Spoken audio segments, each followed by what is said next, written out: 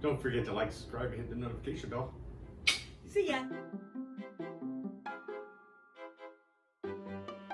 We have a half cup of cornflakes, we have the beefy onion, we have ketchup, we have a 13-ounce can of tomato sauce, 1.5 or 1 1/4 pounds of beef, and this is all the things you'll need to make meatloaf.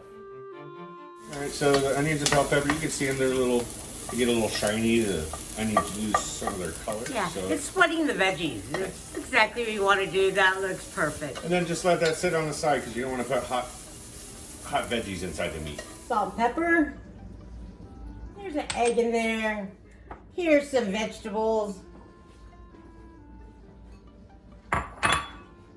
Here's a little over a half the can of tomato sauce. And from there, you kind of have to get your hands dirty. Yeah.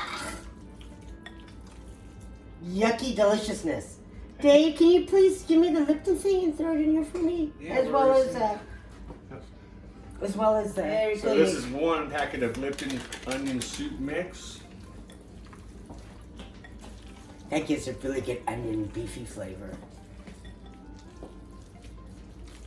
And now, as well as, we have a half a cup of crushed cornflakes. Just throw it in a bag and crush it up with a can or something. Get it to about that consistency. We like to do it in little batches so you don't have to overwork the meat and you don't have big old pockets of cornflakes in there.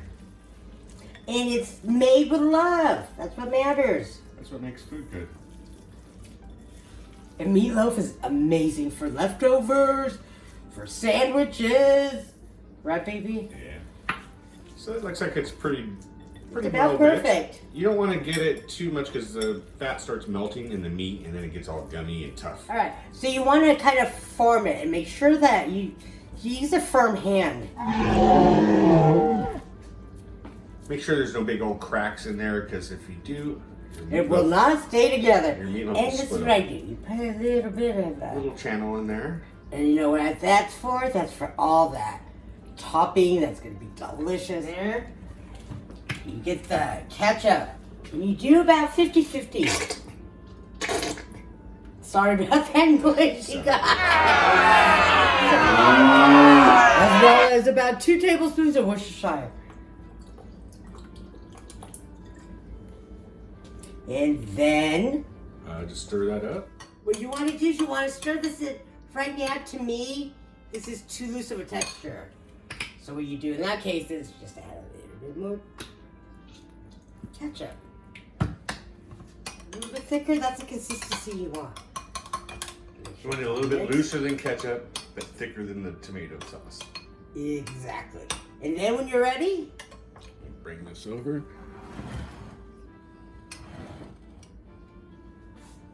this is my favorite part of meatloaf, is the sauce on top.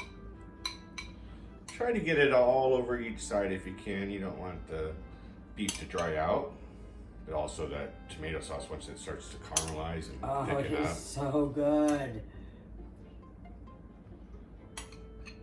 This is a lot, but I don't mind it. I love it.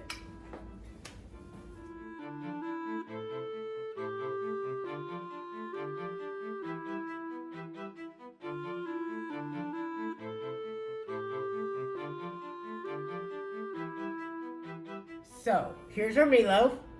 We're not eating all this, are we? Oh, if we did, I think we would die. But I'm going to take a bite. Want to make sure all the ingredients, recipes, and instructions came out to where we normally like it. Mmm. Good job, baby. Wow. This is good. This is delicious. I can't wait to put this in a sandwich. You know what I really like is the tomato glaze that's on there. It's like sweet, If you use a savory. meatloaf pan, you don't need to get glaze on the top. That's why I decided to put it in a big pan and form it myself, so that way the sauce is everywhere. That and all the grease tends to build up in the meatloaf pan. So Yeah. I like this way better.